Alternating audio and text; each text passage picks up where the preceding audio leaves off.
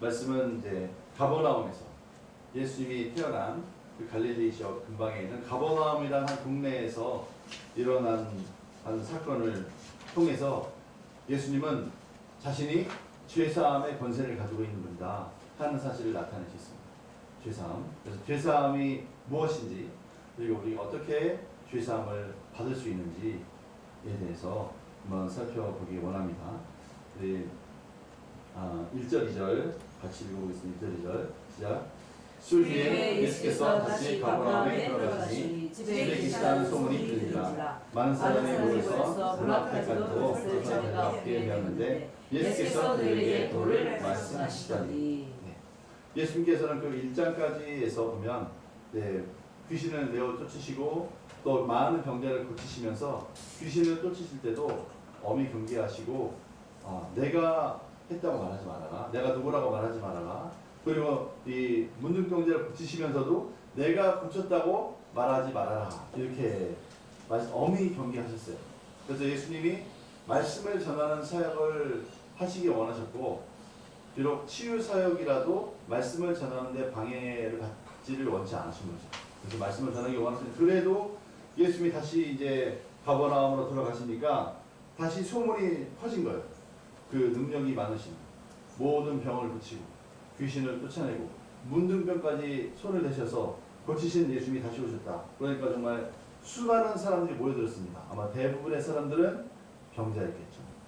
또는 귀신 들리는 사람이었을 것입니다. 그런데 예수님은 이번에는 그들을 고치는 치유 사역을 하지 않고 무슨 일을 하셨냐면 도를 말씀하셨어요. 하나님의 말씀을 전하셨습니다. 그러니까 말씀을 가르치신 거예요.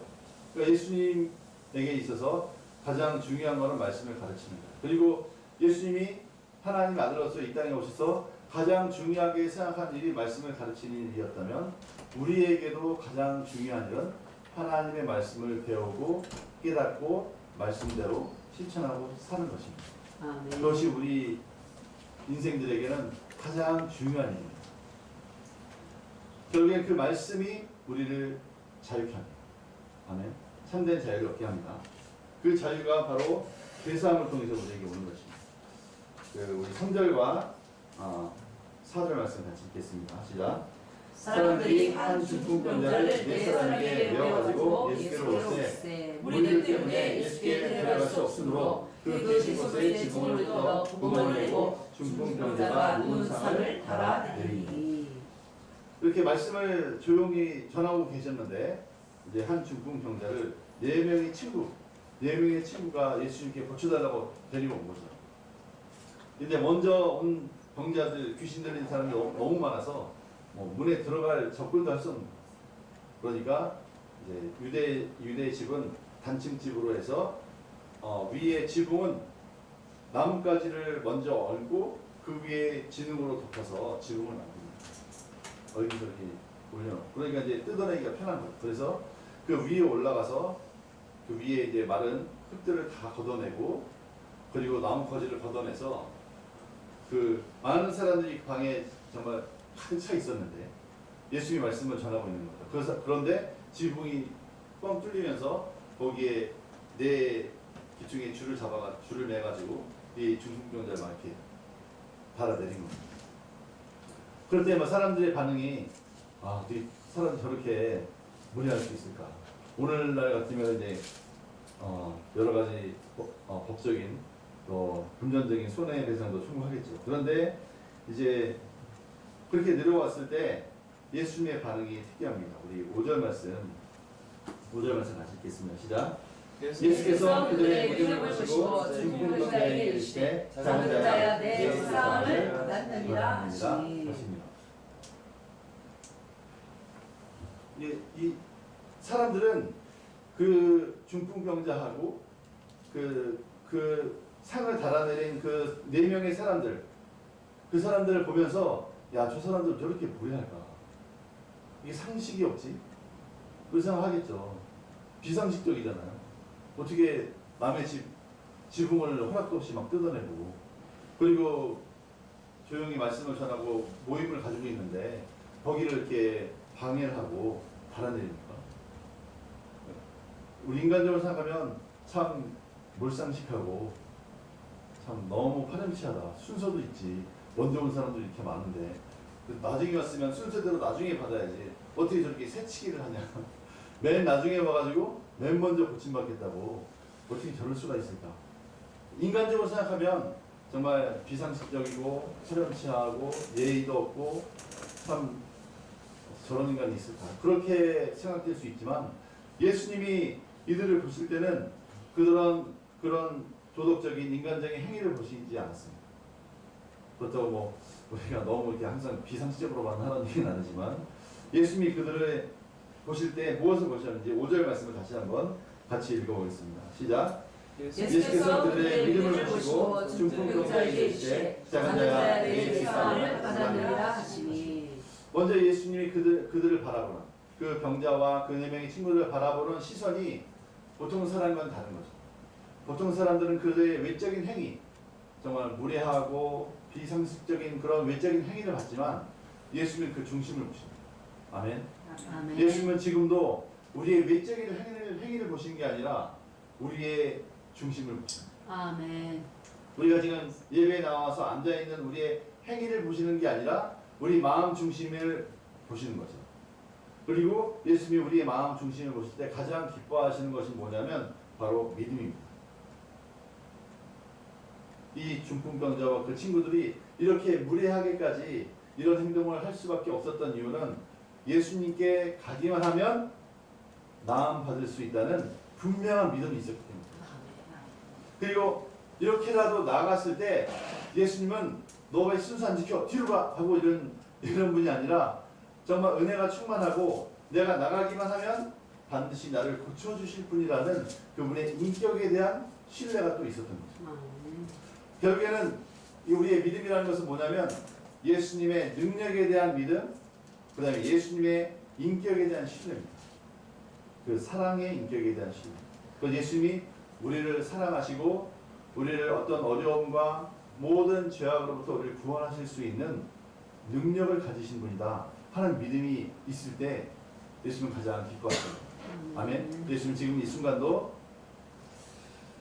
이 땅에 계시지 않지만 하나님 보좌 우편에 지금 계시지만 지금도 성령으로 한 사람 한 사람 마음 안에 와 계시고 그리고 이제 모든 사람들의 모든 생각과 행동을 다 보고 계십니다. 아멘. 그 중심을 다 보고 계십니다. 사람들은 외모를 취하지만 외모를 보고 판단하지만 여호와는 항상 중심을 보신다고 말씀하셨습니다. 아멘. 그래서 우리가 믿음으로 나간다는 것은 바로 이러한 예수님께 대한 신뢰, 예수님의 능력에 대한 믿음, 예수님의 사랑에 대한 믿음을 가지고 나가는 것입니다. 아멘. 그렇게 나아갈 때 예수님은 결코 우리를 거절하지 않으십니다. 그리고 이 중풍병자에게도 동일하게 말씀하시는 거죠. 그 중풍병자에게 이르시되 작은 자야 이렇게 여기서 작은 자야 이렇게 되어 있지만 원어에는 이게 my son 이런 뜻입니다. 내 아들아. 정말 피골이 성급하고 이런 불수가 돼 있는 그런 모든 사람이 볼 때 부담스러워하는 그런 사람을 내 아들아 이렇게 보시고 하시는 말씀이 내 죄사함을 받았는다 이렇게 말씀하셨어요. 중풍병에 걸려서 꿈쩍도 하지 못하고 누워있는 사람을 내 죄사함을 받았는다 이렇게 말씀하셨습니다. 특이한 거죠. 그러니까 그 사람을 바라보는 시각도 뭐 우리 보통 사람들이 바라보는 시각하고 다른 거고 사람 볼 때도 그리고 하시는 말씀도 보통 사람들이 하는 말하고 다른 거예요. 그 밑에서 막 지붕에서 흙이 떨어지고 나무까지 떨어지고 막 상이 내려올 때 사람들은 웅성거렸겠죠. 야 저렇게 무례하냐 혀를 차면서 그렇게 비난하고 그렇죠? 그랬겠지만 예수님은 그런 비난의 말 그렇죠? 하지 않으시고 예수님은 그에게 내 죄사함을 받았느니라 이런 놀라운 말씀하셨습니다. 보통 사람이 어떻게 다른 사람에게 내 죄사함을 받았느니라 이렇게 말할 수 있겠습니까? 우리가 다른 사람이 나에게 뭘 잘못했을 때 아 그래 내가 용서할게 이렇게 말할 수는 있지만 그 사람의 죄를 우리가 사할 수는 없는 거죠. 우리가 그 사람의 죄를 사하려면 그 죄를 없앨 수 있는 이 권위가 내게 있어야 되는 거죠. 근데 나에게 그런 권위가 있습니까? 우리가 다른 사람의 죄를 용서할 수 있는 권위가 있습니까? 우리에게는 없잖아요. 근데 예수님이 우리에게 주시긴 하셨습니다. 그런데 보통 사람에게는 우리가 다른 사람을 용서할 수 있는 권세를 갖고 있지는 않습니다. 보통 사람들은. 그런데 예수님은 이런 말씀을 하신 거예요. 네 죄를 내가 사했다. 이런 말씀을 하셨어요. 죄 사함에 대해서 말씀하신 거죠. 그때 이제 6절 말씀 보겠습니다. 6절, 7절. 시작. 어떤 서기관들이 거기 앉아서 마음에 생각하기를 이 사람이 어찌 이렇게 말하는가. 신성모독이로다. 오직 하나님 한 외에는 누가 이 죄를 사하겠느냐. 이 서기관들은 이제 성경의 박사들이죠. 이스라엘 백성들은 이제 예수님이 오시기 전까지 대대적으로 모세가 십계명을 받은 게 BC 1500년경이었어요. 그 BC 1500년경부터 이때까지 이제 AD 이제 30년 이제 AD 31년쯤 될 때였죠. 거의 1500년간을 그들이 죄사함을 받아왔습니다. 하나님이 모세를 통해서 준 제사를 통해서 죄사함을 받았어요. 양의 피를 통해서. 그리고 특히 그 대속죄일이라는 날이 있어요. 우리 뭔가 용키푸르 전쟁이라고 하잖아요. 용키푸르라고 해요. 그 날짜를 히브리어로. 그런데 이제 우리가 잘 아는 6.1 전쟁도 그 속죄일날, 대속죄일날, 용키푸르 전쟁이라고 하는데 그날이 대속죄일이에요. 대속죄일날 이스라엘 국가 전체적으로 하나님께 죄를 회개하고 죄 사함을 받는 날이에요. 그래서 아사셀 염소를 통해서 내 죄를 전가시켜서 내 죄를 대신 심판받는, 그래서 내가 하나님께 용서받는 그런 날이 있습니다. 그래서 그렇게 제사 제도를 통해서 죄 사함을 받는 거지. 이렇게 한 사람이 너 죄 사함 받았다, 내가 너의 죄를 사해줄게, 이런 식으로 죄 사함을 받는 거는 상상을 못하는 거죠. 어떻게 하나님이 이런 만들어 놓은 제사 제도 안에서 양과 염소의 피를 흘려서 죄 사함을 받는데 어떻게 말 한마디로 죄를 사하냐? 네가 하나님이냐? 이렇게 되는 거죠. 이 서기관들은. 그래서 7절에서 이 사람이 어찌 이렇게 말하는가? 신성모독이로다. 이 인간이 지금 하나님인 척하네. 이런 식으로 지금 생각하고 있는 거죠. 그래서 오직 하나님 한 분 외에는 누가 능히 죄를 사하겠느냐? 이렇게 말을 한 게 아니라 생각을 했어요. 그런데 이제 예수님이 워낙 병을 고치고 귀신을 쫓아내기 때문에 이분이 선지자라고는 인정을 할 수밖에 없었어요. 왜냐하면 하나님이 그런 능력을 주시지 않고는 어떻게 보통 사람이 이런 문둥병자를 고치고 귀신 듣는 사람을 쫓아냅니까?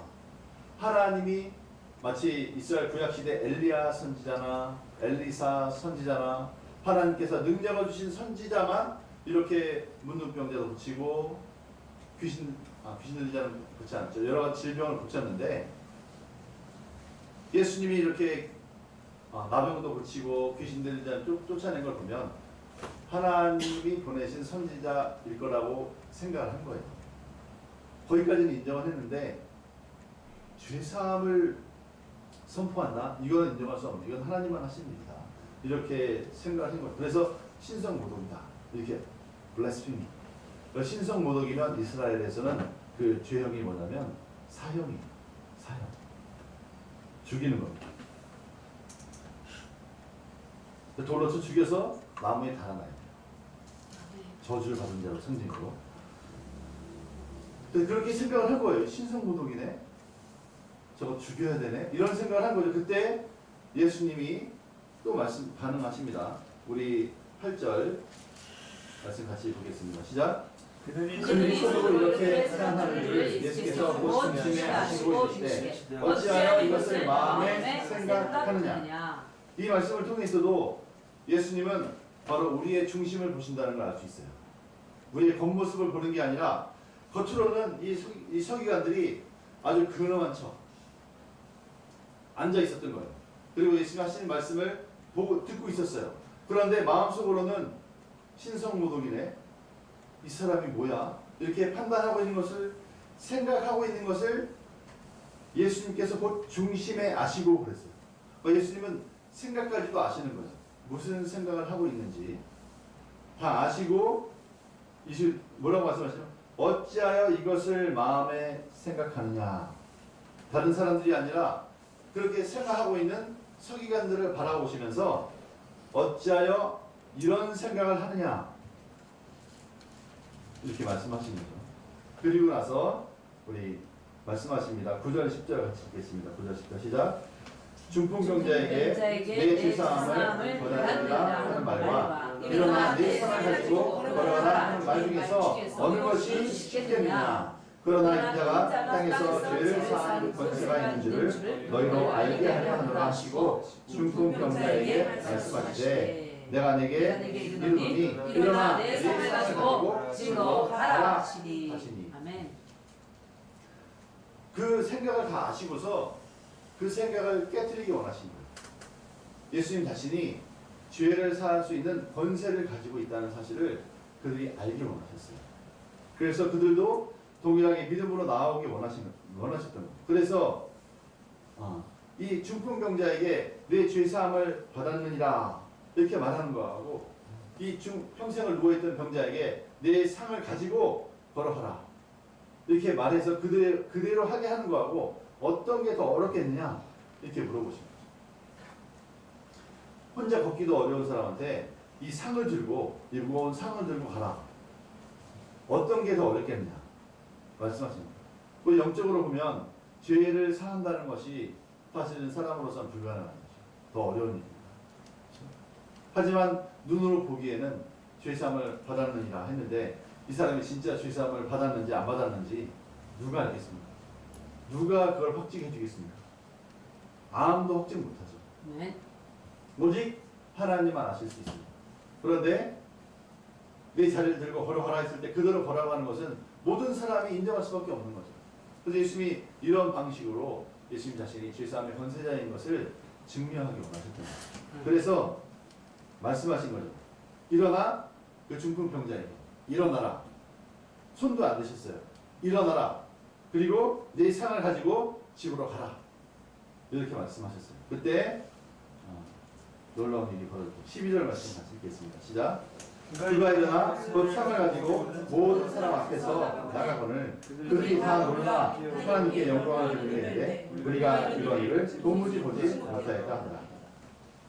근데 그 사람이 바로 일어났습니다. 그리고 정말 상을 가지고 모든 사람 앞에서 나가서 집으로 갔어요.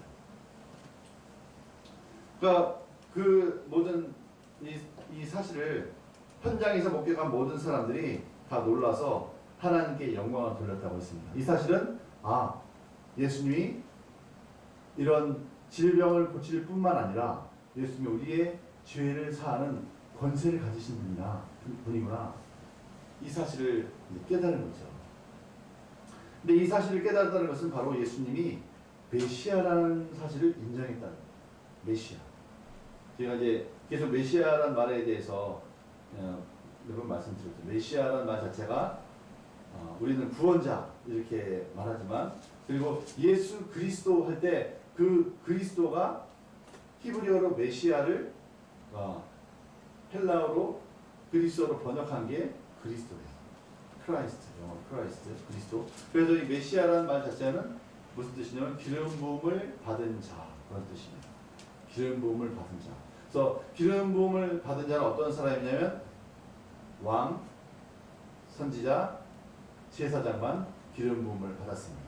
그래서 이제 세상을 죄로부터 구원할, 세상을 모든 저주로부터 구원할 메시아가 오실 것이다 하는 메시아 사상을 모든 유대인들이 가지고 있었고, 성경에도 반드시 그런 메시아 기름 부음 받은 자가 올 것이다 하는 예언을 성경에 여러 곳에 기록해 놓았습니다. 그런데 가장 분명하게 기록되어 있는 것이 바로 이사야서 61장 말씀입니다. 우리 나눠드린 중에 이사야서 61장 1절 말씀 같이 읽어보겠습니다.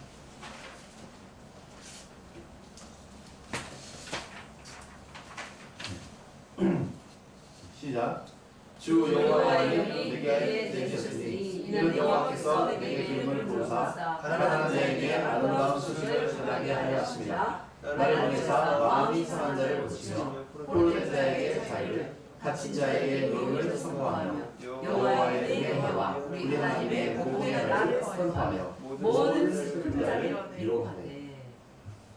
이게 메시아가 오셔서 할 일에 대해서 이사야 선지자가 예수님이 오시기 600년 전에, 500년 전에, 500년 전에 기록한 예언. 장차 메시아가 오시면 여호와의 영이 내게, 그 메시아에게 여호와의 영이 내리시는데 이는 여호와께서 내게 기름을 부으사. 이게 바로 기름 부음 받는다. 이 기름 부음 받은 자가 어떤 일을 하느냐면 가난한 자에게 아름다운 소식을 전하고 마음이 상한 마음을 고치고 포로된 자를 자유하게 하고 갇힌 자에게 노임을 선포한다. 메시아가 오시면 일을 하신다. 이게 구약에 예언되어 있어요. 그런데 예수님이 공생애를 시작하실 때 여기 마가복음에 기록되어 있지 않지만 제가 누가복음에 자세하게 기록되어 있다고 했잖아요. 그 누가복음에 보면 예수님이 공생애를 딱 시작하실 때 누가복음 4장에 보면 예수님이 그 안식일날 처음으로 이제 안식 회당에 가셔서 자신이 메시아이심을 나타내실 때 이 이사야서 61장 1, 2절 말씀을 읽고 이 말씀이 오늘날 너희들의 귀에 이루어졌다. 응했다. 이렇게 말씀하신다. 바로 내가 이 말씀에 예언된 그 메시아다. 이렇게 말씀하셨습니다. 그런데 여기 보면 여기에 포로된 자에게 자유를 그랬잖아요. 자유. 여기 자유라고 되어 있는데 이 자유가 이제 히브리어로 데로르라는 단어입니다. 자유. 데로르. 그런데 이 자유는 단순한 이 자유가 아니라 희년의 자유. 희년의 선포. 그래서 이사야서 61장은 유대인들은 이것을 희년의 선포라고 생각해요. 희년이라고 하는 것은 이스라엘은 7년마다 안식년이 있고 그 7년이 7번 되면 49년 지나고 나면 50년째가 되면 그날을 안식년이라고 해요. 그래서 그날 안식년이 50년 안식년이 되면 그때 이제 그 양각 나팔을 불러요. 양뿔을 부릅니다. 이스라엘 전역에서 뿔을 막 불러요. 불어서 희년이 되었음을 선포합니다. 근데 그 뿔을 이제 요벨이라고 해요. 양각 뿔을 요벨이라고 하는데 요벨인데 그게 이제 영어로 쓰면 주빌리가 해석이 돼요. 주빌리. 그래서 이제 그냥 세상 사람은 주빌리 하면 축제 이렇게 생각하는데 사실은 희년의 선포가 요벨이고 그게 주빌리. 그런데 그 희년이 되면 특징이 두 가지가 있습니다. 그 희년은 바로 자유를 얘기하는데 첫 번째로는 종의 상태로부터의 자유고 그 다음에 재정적인 자유를 말합니다. 왜냐하면 희년이 매 50년마다 있어요. 매 50년마다 있는데 어떤 가정이 너무 재정적으로 힘들고 어려워요. 그러면 자기 자녀를 다른 집에 종으로 보냅니다. 종으로 보내요. 그러면 그 자녀가 다른 집에 종으로 팔려가서 돈을 갖고 먹고 사는 거예요. 그리고 그 자녀는 그 희년이 돌아오면 이제 자유인이 돼서 다시 돌아옵니다. 그리고 자녀가 좀 안 된다 그러면 이제 유업이 있어요. 조상 대대로 물려받은 땅이 있습니다. 유대인들은 땅이 각 지파에게 나오는 땅이 있는데 그 땅을 다른 사람에게 주면서 그 땅 값을 쳐서 받아서 먹고 사는 거예요. 그리고 희년 50년이 딱 돌아오는 희년이 되면 그 땅도 다시 돌려줘야 돼요.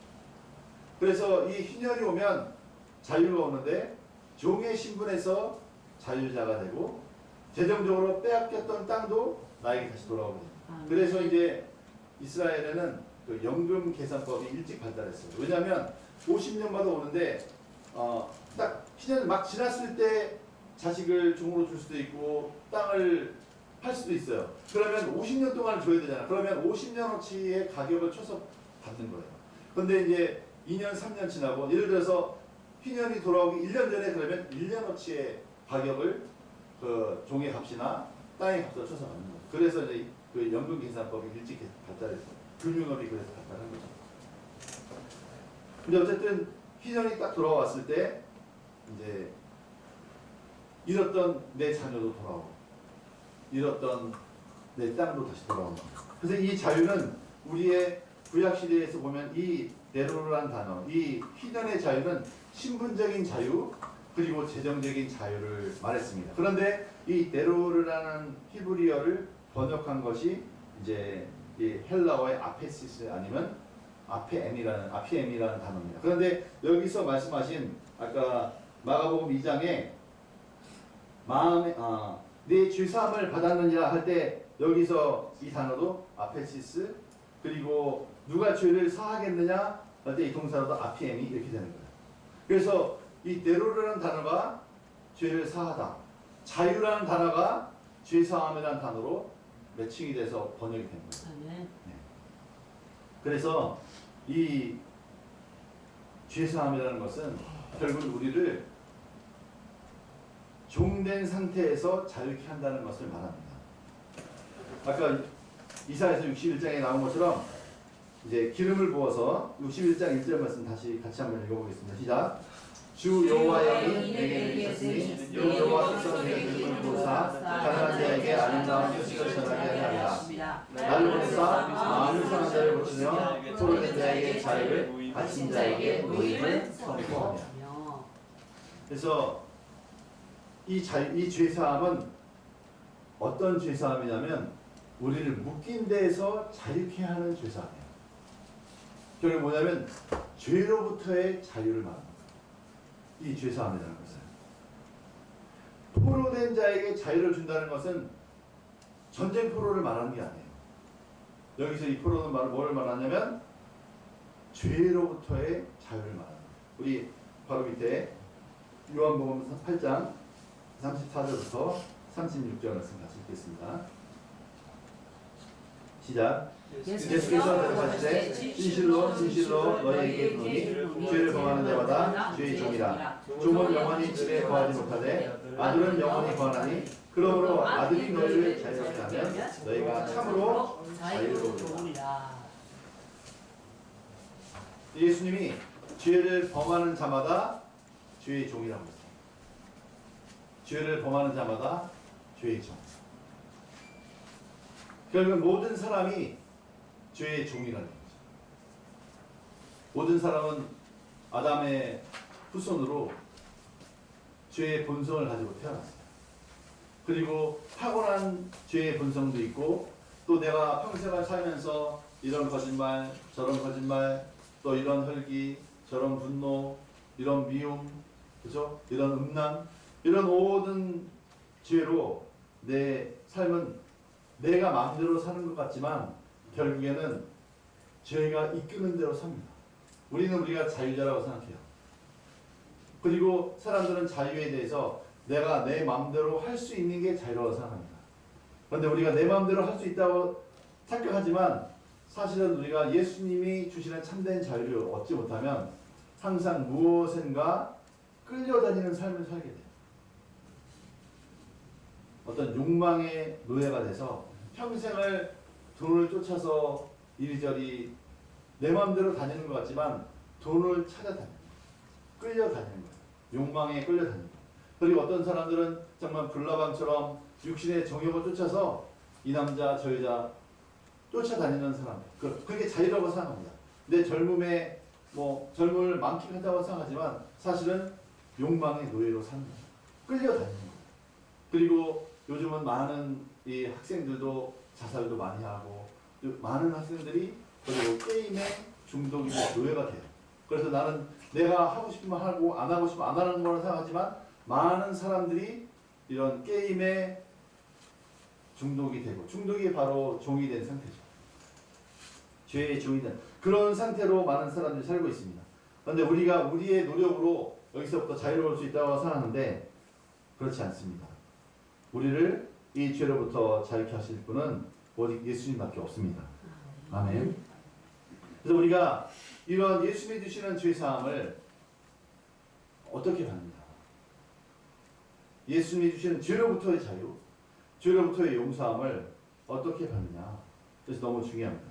여기서 오늘 본문 말씀에 보면 이 중풍 병자는 예수님께 나아갔어요. 먼저. 중요한 거는 믿음으로 예수님께 나아가는 것이 첫 번째 단계입니다. 이 죄사함을 받을 수 있는 첫 번째 단계, 믿음으로 예수님께 나아가는 것이다. 그럼 예수님은 어떻게 우리를 죄를 사하시는가? 그냥 말로 그냥 사하시는가? 결코 그렇지 않습니다.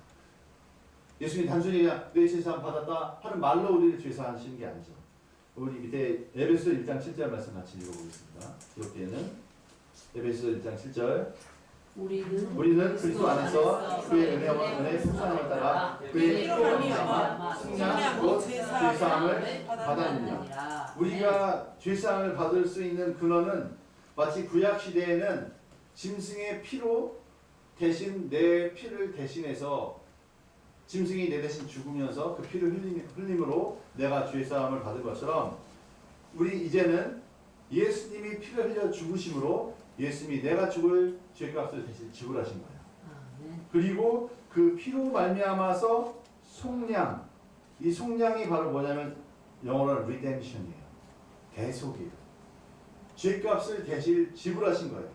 우리 죄값으로 예수님이 대신 지불하신 것이 예수님의 피입니다. 그것이 바로 예수님의 생명이에요.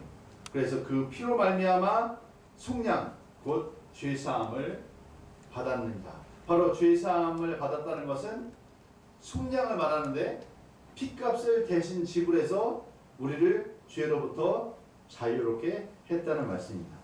그리고 로마서 8장 2절을 또 같이 읽겠습니다. 시작. 이는 그리스도 예수 안에 있는 생명의 성령의 법이 죄와 사망의 법에서 너를 해방하였습니다. 그 성령을 통해서 죄와 사망의 법에서 우리를 해방하는 거예요. 왜냐하면 죄와 사망은 모든 인간을 노예로 삼고 있습니다. 그 증거는 바로 모든 사람이 죽는다는 사실입니다. 모든 사람은 죽을 수밖에 없습니다. 왜냐하면 죄 때문에. 그래서 그 죄와 사망의 법 안에서 신음하고 있지만 이제 성령을 통해서 예수님이 우리를 속량, 그 피값으로, 예수님의 피값으로 우리 죄값을 지불하시고 우리를 죄로부터 자유케 하실 때 우리는 죄사함을 받고 그 죄와 사망의 법에서 해방된다고 말씀하고 있습니다. 그리고 사도행전 26장 18절부터 20절 같이 읽겠습니다. 시작.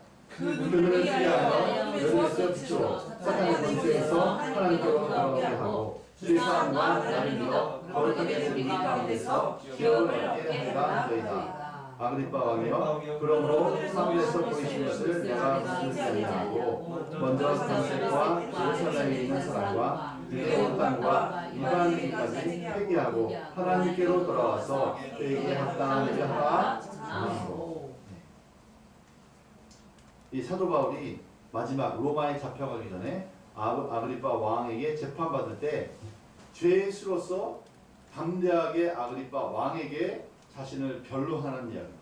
내가 왜 여기에 잡혀왔냐면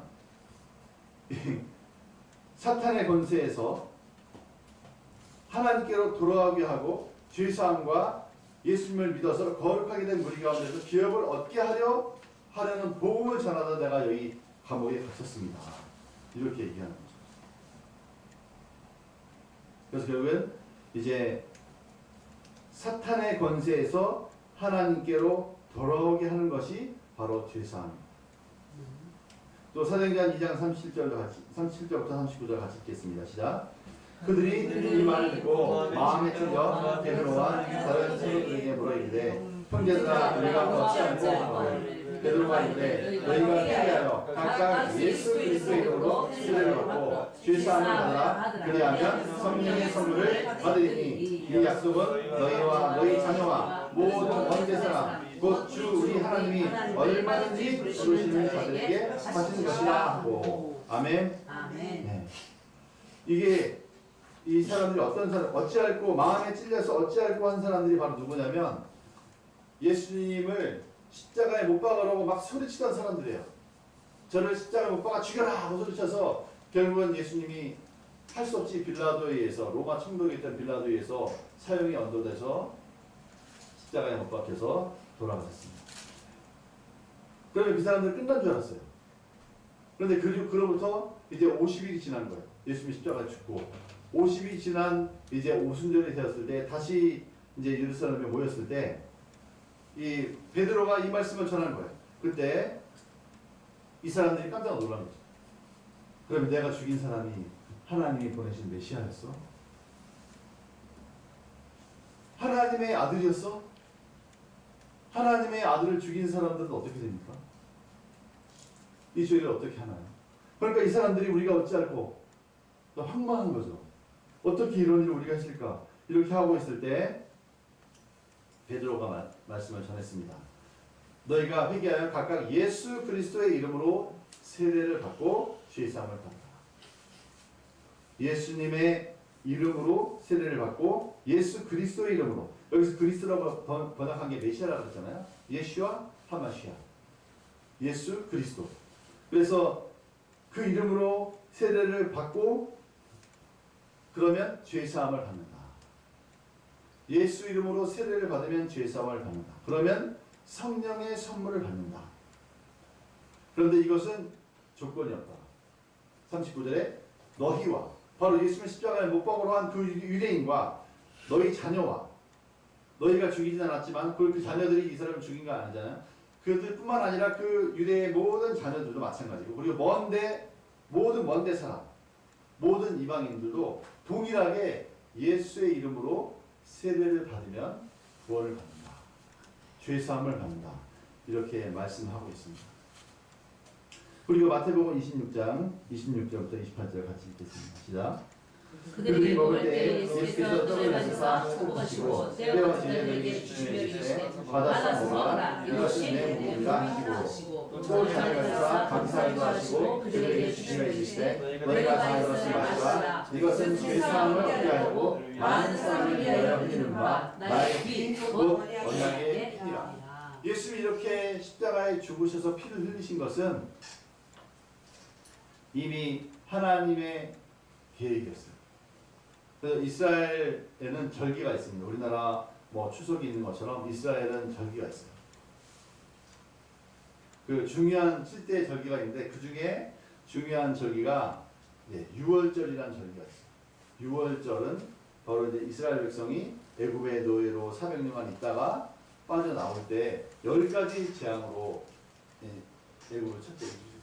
또 실제로 역사적으로 이렇게 그 모세를 통해서 10가지 재앙 이후에 그 왕조가 몰락했어요.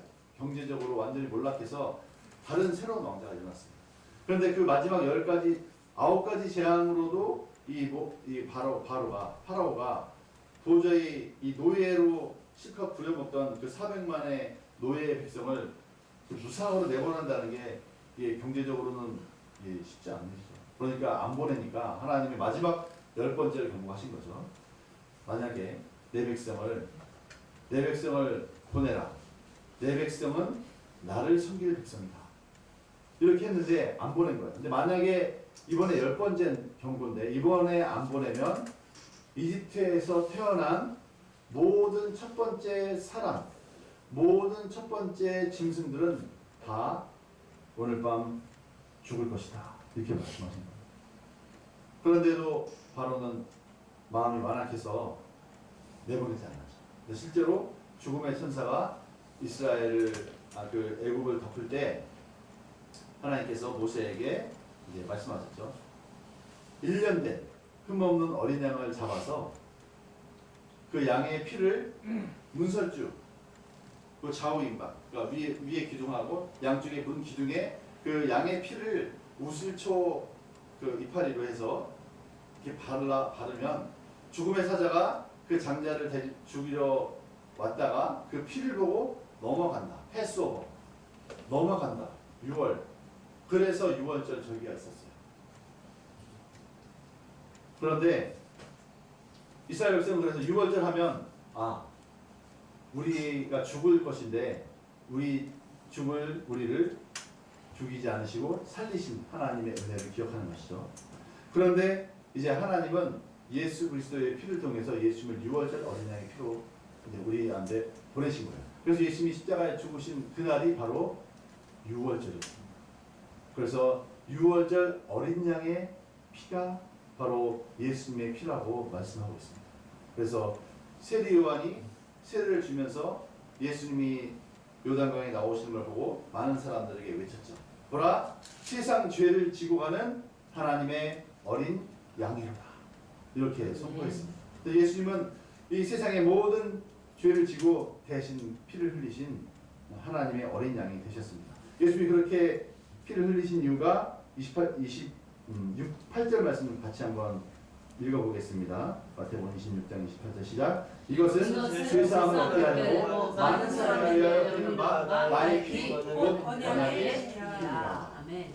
그래서 요한복음 19장 30절 같이 읽겠습니다. 시작. 예수께서 생명물을 받으시는 이르시되 다 이루었다 하시고 머리를 숙이니 영원히 따라갔습니다. 예수님이 십자가에 달리셔서 죽으실 때 마지막으로 하신 말씀이 다 이루었다, 이런 말씀입니다. 다 이루었다. 이게 헬라어 언어로는 테텔레스타이, 이런 몇 번 말씀드렸죠. 테텔레스타이라는 말뜻은 다 이루었다 보다 더 정확한 해석은 다 지불했다, 이런 뜻입니다. 페이리로 다 지불했다. 무엇을? 모든 인류의 죄값으로 내 피를 다 지불했다, 이런 의미입니다. 그리고 예수님이 완성하신 거예요. 구속의 사역을 완성하신 거예요. 그래서 우리 오늘 말씀을 전체적으로 볼 때 죄사함이란 이 단어와 연관된 단어들이 자유, 그리고 믿음으로 얻는 거죠. 그리고 이 죄사함을 얻는 방법 중에 중요한 것이 세례를 받는 거예요. 특히 그냥 세례가 아니라 예수 그리스도의 이름으로 세례를 받는 것. 그리고 이게 바로 이제 아까 마태복음 26장 읽은 그 내용이 바로 뭐냐면 성만찬이에요. 예수님이 십자가에 돌아가시기 전날 밤에 이 말씀을 하신 것이고, 내가 이제 십자가에서 죽을 것이다. 내일이면 동이 트면 나는 죽을 것이다. 내가 피 흘리고 죽을 것인데 나는 내 몸을 많은 사람들 위해서 다 채찍에 맞고 정말 양손과 양발에 못 박히고 내 몸을 쪼개서 너에게 줄 것이고, 그래서 이 성만찬을 할 때는 하는 일이 빵을 뜯어서 사람들이 나눠 먹고 포도주를 마셨어요. 이게 유월절의 예식이었어요. BC 1500년부터 지금까지도 유대인들이 이걸 하고 있습니다. 유월절 떡을, 그 빵을, 무교병이죠. 이스트를 넣지 않은 맛이 없는 건강한 그 딱딱한 빵을 뜯어 먹고 포도주를 마셔요. 근데 유대인들이 이게 왜 이걸 하는지 몰라요.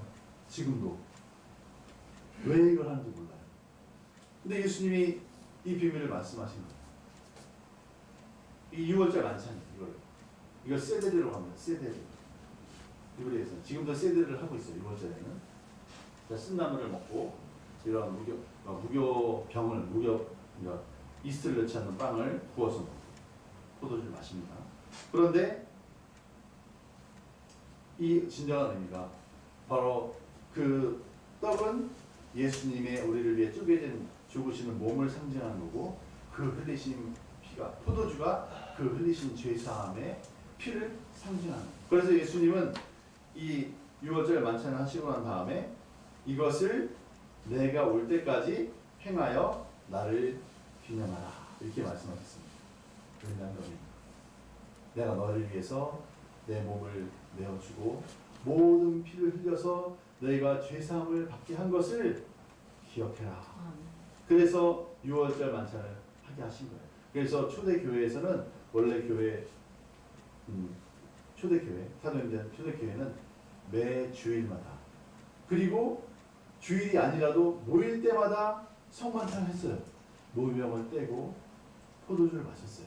그래서 예수님이 우리를 위해서 죽으신 그 흘리신 피의 의미를 매 순간 기억했습니다. 왜냐하면 우리를 죄로부터 구원하시고 하나님의 자녀로 우리의 신분을 바꾸어 주셨기 때문입니다. 아멘.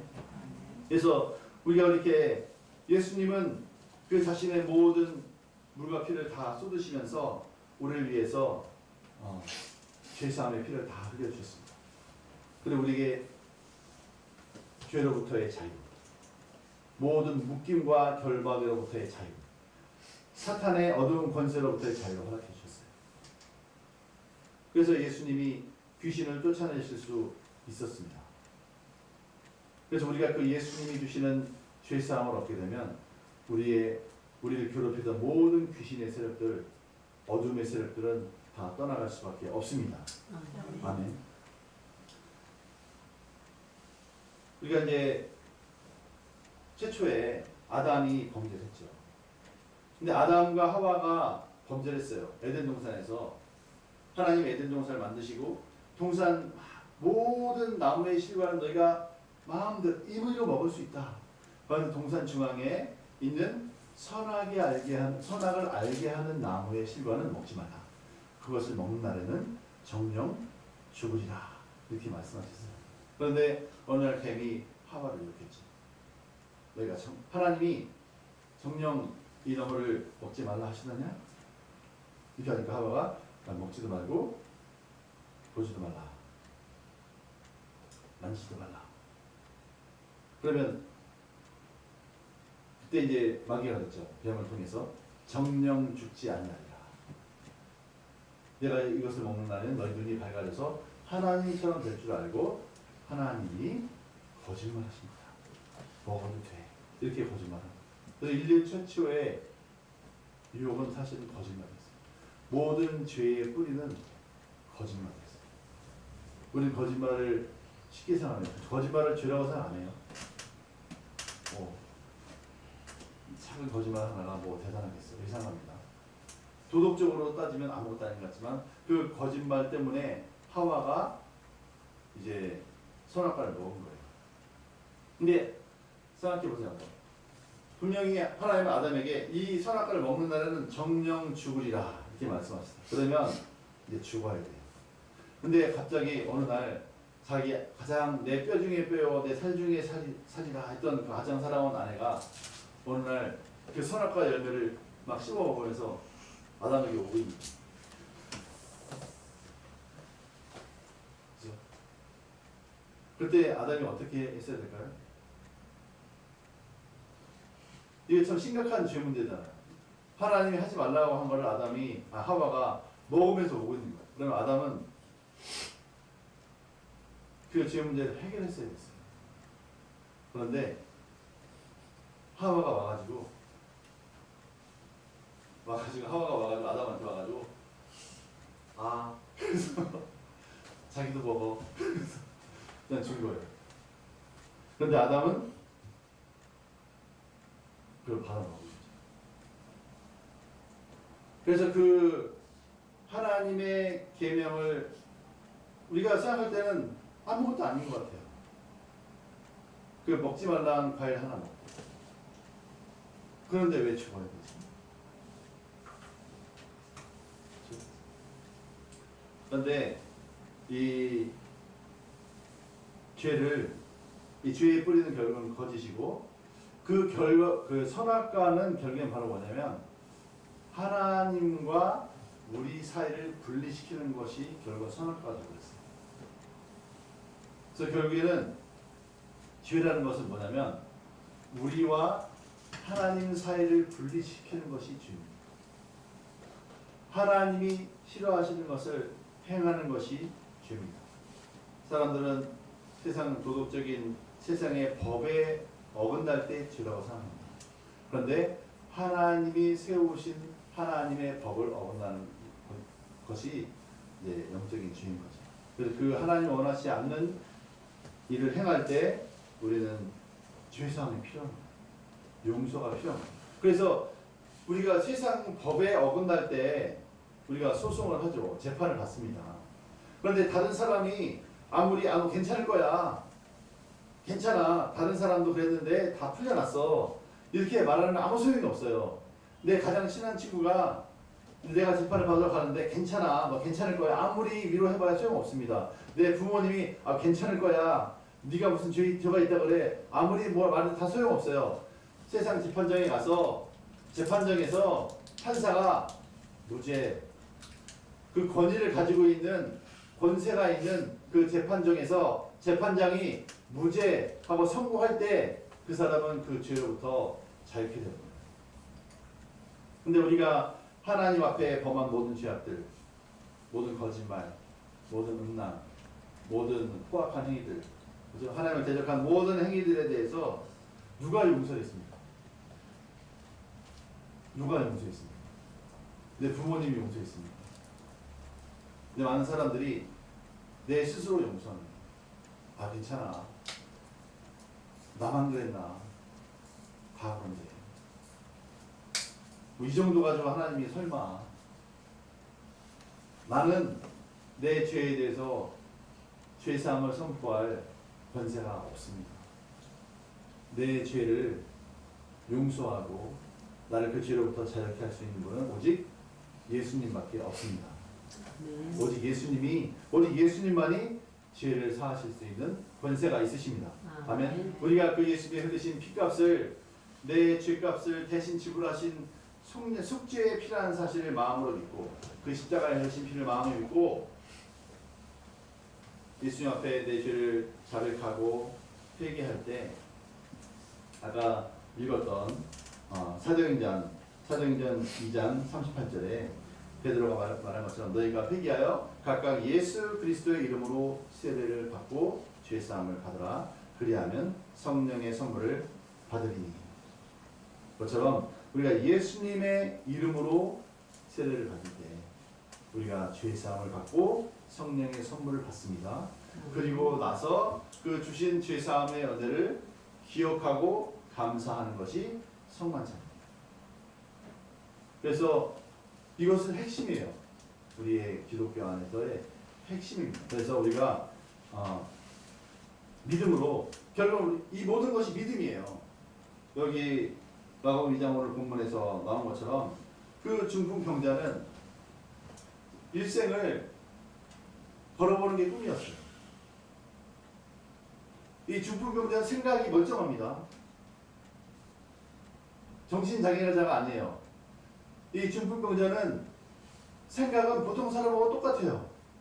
그런데 몸이 안 움직이는 거예요. 내 마음대로. 나도 100m를 막 13초, 11초, 10초 막 달리고 싶어요. 나도 직장 가서 돈 벌어서 결혼하고 자식 낳고 싶어요. 생각은 그 똑같아요. 나도 뭔가 의미 있는 일을 하고 싶어요. 나도 과학자가 돼서 뭔가 의미 있는 연구를 하고 싶고 발견을 하고 싶고 세상에서 정말 돈도 벌어보고 싶고 이런 마음이 있습니다. 그런데 몸이 안 움직입니다. 몸은 꼼짝도 못하고 누워있는 거예요. 이게 바로 중풍병입니다. 그래서 어떤 분이 그러더라고요. 중풍병에 걸려서 이렇게 막 반신불수된 분이 어떤 집사님인데, 그분이 간증을 하는 걸 들었는데, 그분이 간증한 중풍병이 뭔가 왜 이렇게 열심히 직장 생활을 하고 막 하시던 분인데, 이렇게 계산하다가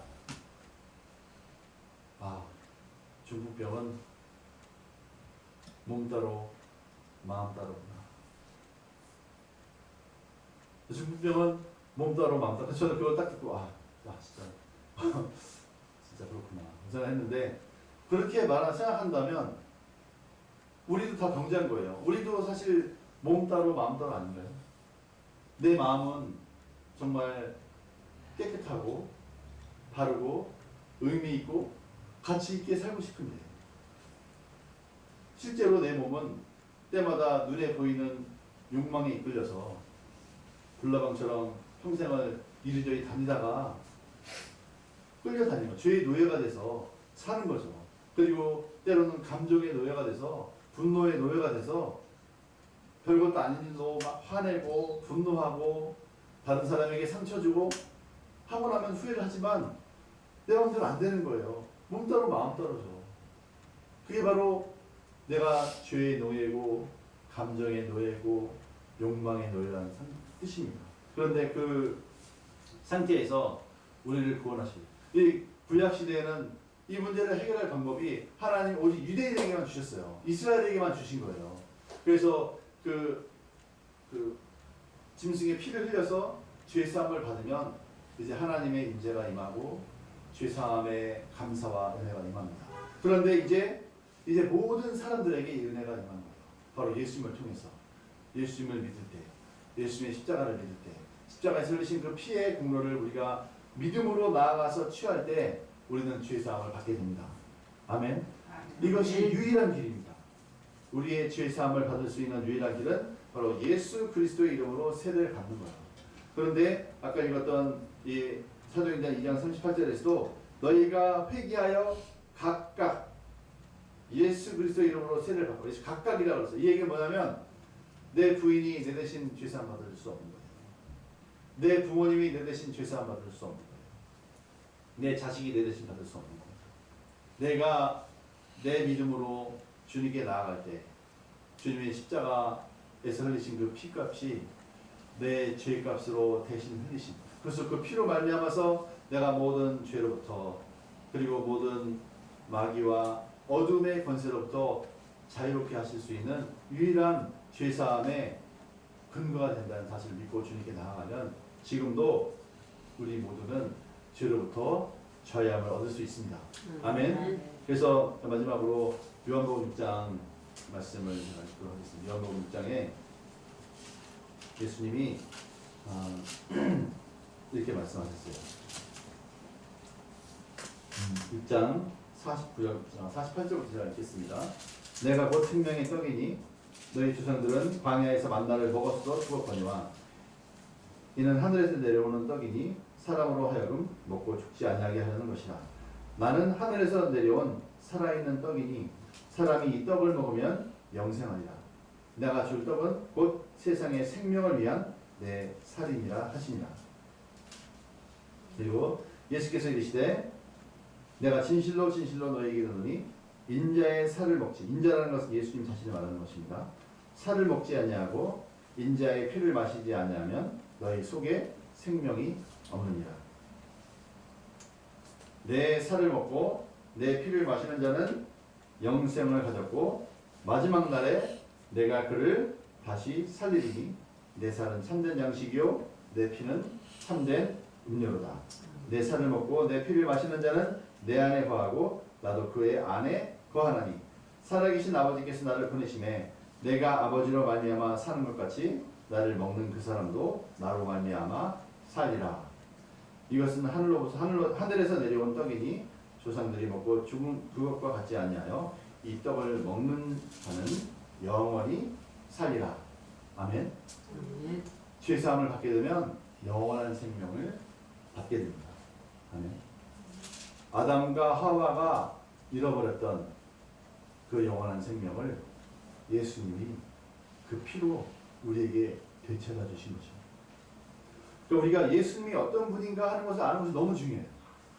예수님이 어떤 분인가. 자, 앞으로 앉으세요. 예수님이 어떤 분인가 하는 것을 아는 것은 너무 중요해요. 그러니까 예수님을 바라보는 안경에 따라서 예수님이 이런 분도 되고 저런 분도 되는 거예요. 우리가 다른 사람 볼 때도 마찬가지예요. 우리가 여러분이 저를 지금 보고 있는데 한 분 한 분마다 저는 하나인데 여러분 한 분 한 분마다 보는 저에 대한 이해는 다 달라요. 마찬가지로 예수님을 바라보는 이해는 다 다릅니다. 그래서 안경이 있는 거예요. 저마다 안경이. 예수님 바라보는 안경이. 그래서 베드로는 마태복음 16장에 주는 그리스도시요 살아계신 하나님의 아들이십니다. 이렇게 예수님 봤어요. 예수님이 바로 하나님의 아들이십니다. 이렇게 봤어요. 왜냐하면 베드로는 예수님과 3년을 같이 먹고 자고 동거를 했기 때문에 이분은 사람이 아니구나. 하나님의 아들이구나. 알 수밖에 없는 거예요. 3년 살아보니까. 결론입니다. 그런데 로마 군병들이 볼 때는 예수님이 하찮은 거예요. 그래서 아까 우리 본문의 마가복음에 보면 예수님이 이제 체포되셔서 6월절에 만찬을 하고 다음날 체포되신 다음에 재판을 받으시고 빌라도가 사형 언도를 내린 다음에 로마 군병들에게 내어주셨어요. 그때 군병들이 예수님을 신문할 때 이제 브라이도리온이라는 그 재판정에서 예수님을 그 로마 군병들이 신문할 때 어떻게 했냐면 예수님께 여기 마가복음 15장 17절부터 보면 한번 찾아볼까요? 아까 읽었던 마가복음 2장 뒤에 15장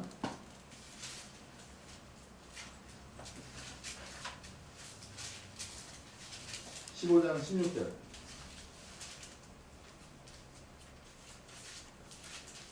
16절부터 19절 한번 보겠습니다. 마가복음이죠. 마가복음 15장 16절부터 19절 시작.